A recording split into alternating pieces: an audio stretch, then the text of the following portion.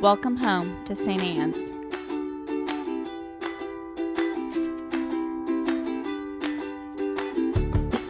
We want you to know that you're welcome to join us at 10 a.m. on Sundays. Please be sure to hit subscribe to receive our sermons. We can't wait to meet you.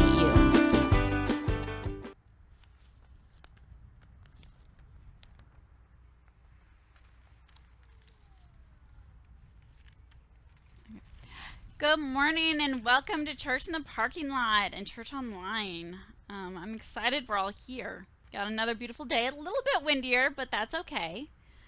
God moves in the breeze, so let's talk about our gospel today. I think it's a very timely gospel for many of us, and it goes something like this. That's not fair. Well, that's not fair. And as many of you know, I'm a school counselor when I'm not hanging out here. And one of my favorite complaints is when a student comes storming in and they say, I hate Mrs. So-and-so. Oh, well, why? Well, she's not fair. Well, tell me more about why she's not fair. Well, this kid, he always talks in class. Like, he's always talking in class and he never gets caught for it. But today I talked in class and I got in trouble and it's not fair. So you think that like nobody should get in trouble for it? Well, no, but I shouldn't have gotten in trouble. I'm like, well, I don't think your complaint is about fairness. Because have you ever been in a situation where you've been talking in class and somebody else gets in trouble for talking in class and you raise your hand and be like, oh, Mrs. So-and-so, that's not fair. I was talking too and you didn't yell at me. Okay, I've been in this for a few years. That has literally never happened. Now, I know a lot of you have taught a lot longer than me. Raise your hand if you've ever gotten on a kid in class and another kid raises their hand and says, oh, that's not fair. I was doing that too. You should yell at me too. Ain't nobody raising their hand. One time in 40 years. It simply does not happen that way. And I bet you anything in this gospel in our parable today, the folks who came along at the end and got the full day's wage didn't complain. They probably weren't like, oh, you know what, this isn't fair. I should give more of my wage to the other people. Because here's the thing, we aren't concerned about what's fair. At the end of the day, we are not concerned about what's fair. We are concerned about making sure that we have more. And we phrase it as, oh, we just want things to be fair and equitable. But if you ever notice, we don't complain when we're on the benefit and others aren't. Then we're pretty quiet about it. We're all right with it. Then we're not so worried about fair. We worry about fair when we want more. And I think that's a really, really important thing for us to think about. Because at the end of the day, we're not worried about fair. We're worried about greed. We're worried about making sure that we have more. Because if somebody else has more, then am I losing something? Because in this story, nobody's losing anything. The landowner is just being generous. No one has lost anything.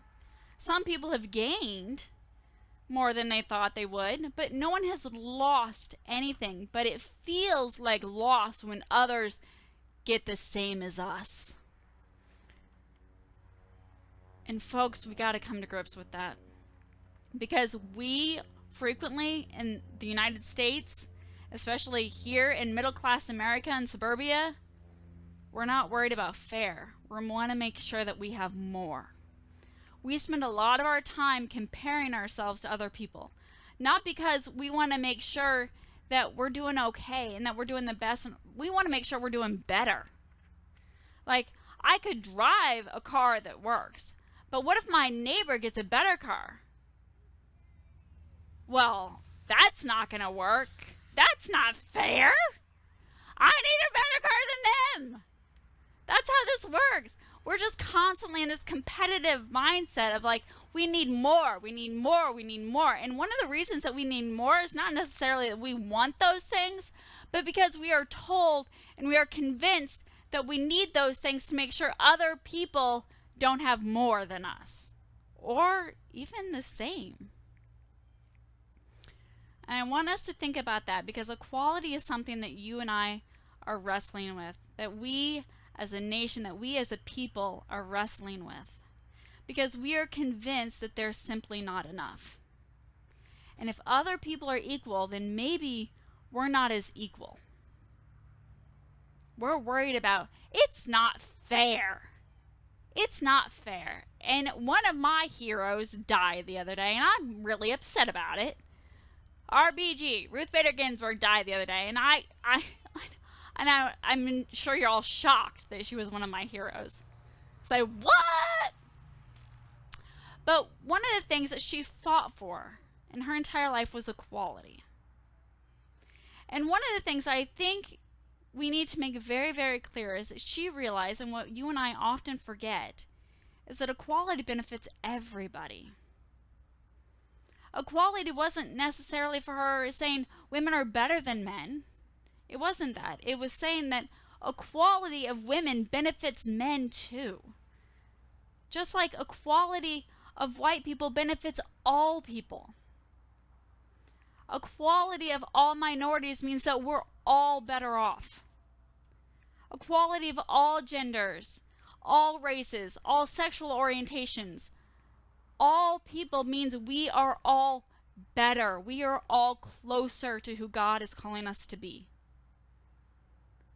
We're not asking for more. We're asking for the world to get their foot off of our necks.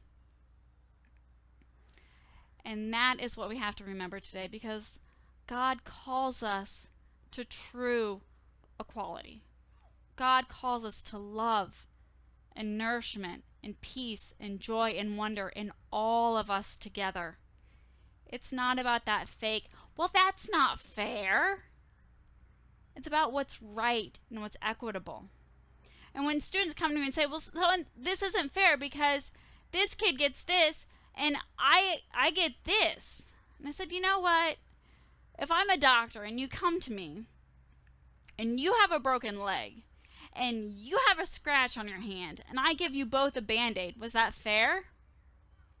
Yes, it was fair. It was equal. I gave you the same thing. Was it right? No, it wasn't right. We are not called to sameness. We're not called to fair. We are called to what is right, what brings us closer to who God calls us to be. And that's what I want us to remember today. It's not about sameness. If God wanted sameness, we would be the same. Are we the same? Look around you. And I'm going to tell you that our little church is a microcosm. We are just one little slice of society. So out of this little church, you're going to find there are more Episcopal churches that are different than us. Shocking, I know, right? And there's Lee's Summit, and we're not all the same. And then we spread it out into Kansas City Metro. We're not all the same. And then we get bigger, and we're in Missouri, and God help us, we are not all the same. Because I was in Blue Springs yesterday, and they had a Donald Trump parade, and we are not all the same. We are not all the same. So the larger and larger we get, guys, we are not the same. And that is a good thing. That is a wonderful, glorious, amazing thing. We are a glimpse of God's creation, just a tiny little flicker of God's creation. And how amazing are we in our differences? Here at St. Anne's, we have so many incredible differences. And it's what makes us who we are. And the larger and more amazing and drawn out that the world gets, the more we realize that we are not the same. But we are equal.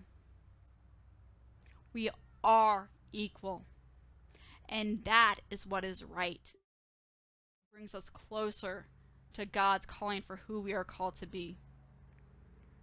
So today, I And from now on, I don't want to hear, but Meg, that's not fair. Miss Meg, that's not fair.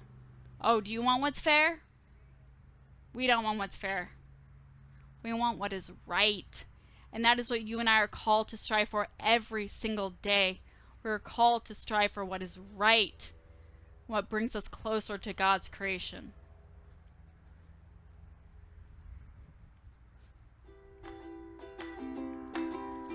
We want you to know that you're welcome to join us at 10 a.m. on Sundays. All right. Please be sure to hit subscribe. Let's stand together and say the Nicene Creed. We can't wait to meet you. We believe in one God, the Father.